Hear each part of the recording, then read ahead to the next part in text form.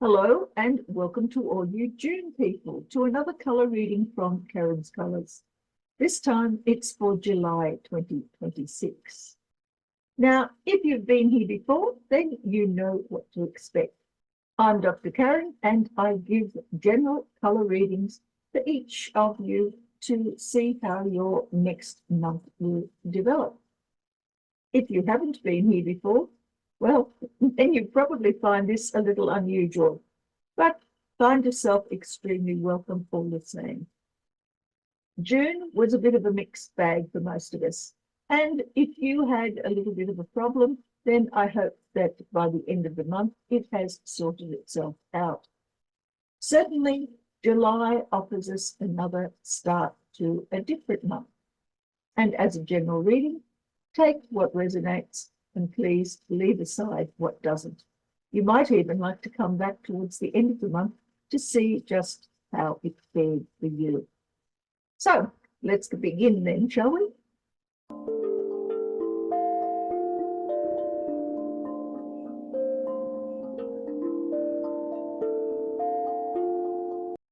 Now, before I begin, this month we're going to be taking one of the oracles from the Treasures of Takashi.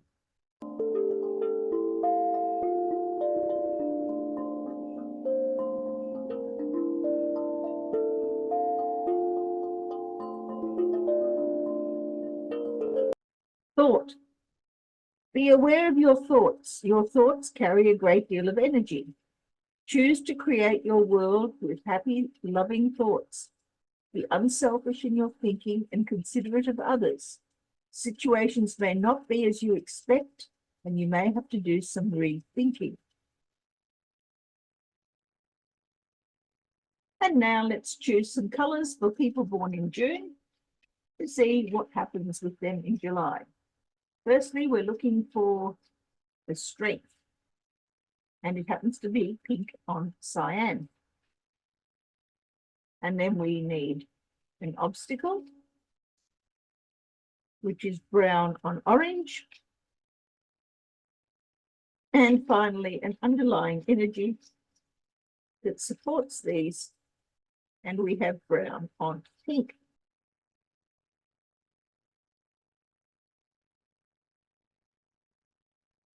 Pink on cyan. The strength. The pink represents what you're doing in the real world as a result of the drive, motivation, or insistence that comes from the cyan color underneath. So what does that actually mean? Well, cyan internally as a driver is a seeking towards bliss and harmony and contentment. You want things in your life to be stabilized. In the real world, you do so often by simply being compassionate and friendly and feeling as though other people are compassionate and friendly towards you.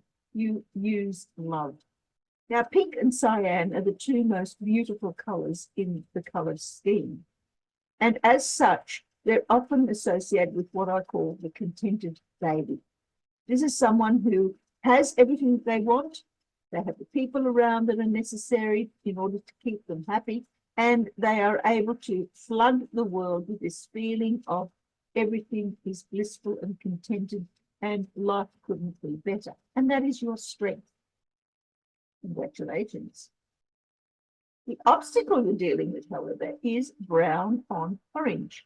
Now, orange as a driver internally always means, particularly when it's an obstacle, is that there is a lack of confidence. You need to find the courage to do something. Do what? Well, in the real world, brown is the color of ambitions and goals and those sorts of practical skills that are necessary in order for you to obtain whatever it is that you are looking for. Orange internally says that you don't have the courage to go out and go for whatever it is that you are aiming at. It's like you've suddenly diminished your desire, but also you increase the fear level within that desire so that in the real world, what you are trying to accomplish does not work out the way that you want it to. And that is the obstacle that you're dealing with. The underlying energy here is interesting in that that same inability to create whatever it is that you are aiming for, your goals, now also is part of the support energy. Only because it's supporting, it doesn't necessarily mean you are not able to achieve. Here we have pink internally, that is a need or a drive towards finding love, which is primarily what you're after. And in the real world, you do so by creating goals and aiming yourself towards them. And even though they leave you depleted in energy, nevertheless, you're constantly driven towards trying over and over and over to accomplish what it is that you have set out to accomplish. Now, when we look at the interaction between these three sets of colors, we have some interesting things occur. For a start, we have pink over cyan as the strength. Then we have brown over pink as the underlying energy. And we have brown over orange as the obstacle. Now, looking at those colors, we can see that there is, again, a rather limited palette. You don't have a lot of options available to you. Let's have a look at what happens when we attach the underlying energy to your strength. We know that the pink in cyan is the contented infant. You're looking for peace and harmony, and in the real world, there are many people around who are happy to help you along. The underlying energy says, however, that you're still looking for love and validation, and in the real world, you're doing so by trying different things. You are looking to create ambitions and goals and develop the sorts of skills that are necessary in order to make you feel as though you are loved and nurtured and looked after. What happens then when we swap over the underlying energies? Well, suddenly we get something entirely different. Pink over pink is a warning that energy levels are so low, chances are you may become ill. People will be drawn towards you to help you because you have no energy to look after yourself. But being a strength, it means that you are basically quite used to having other people do things for you, not only because you can't say no, but because like any other baby, and pink is definitely a baby color, you are able to scream loudly, make a lot of noise, when you don't get your own way, and that brings attention towards you. Couple that with brown over cyan, where cyan is the drive towards perfection. You want things to be absolutely contented and happy and feeling as though there is nothing in your world that you would need to change, yet in the real world, constantly changing the goalpost, making things in one direction, then changing your mind and heading off in another direction. So that in effect, you are not creating the peace and contentment you want for yourself. You're simply using that urge for contentment to validate why it is that you're expending so much energy in different projects without necessarily making yourself feel as though you have accomplished things and you can settle back and stop working. If we take that underlying energy and we attach it to the obstacle, we get a slightly different appearance.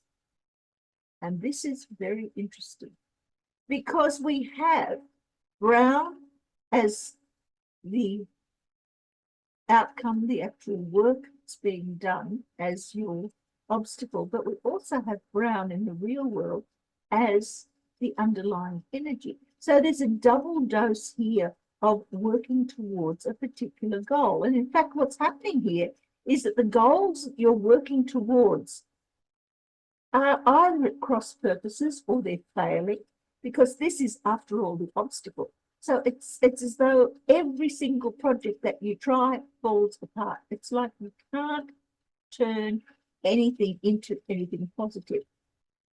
And even though we can cross over those underlying energies, it makes no difference.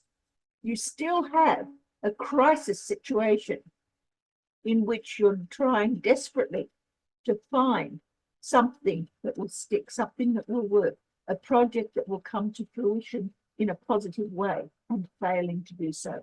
At the same time, you're also still looking for that attention that you need through the creation of more projects, through creation of new goals, working on other practical endeavors of various different things, and yet it still does not bring you the accolades, the love, the attention that you are actually looking for.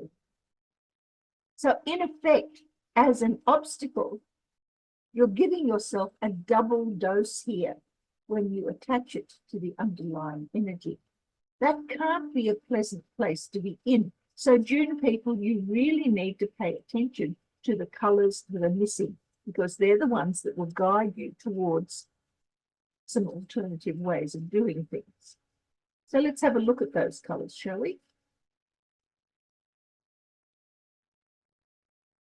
To begin with, there's no black, there's no white, there's no red or yellow or green or blue or grey or purple.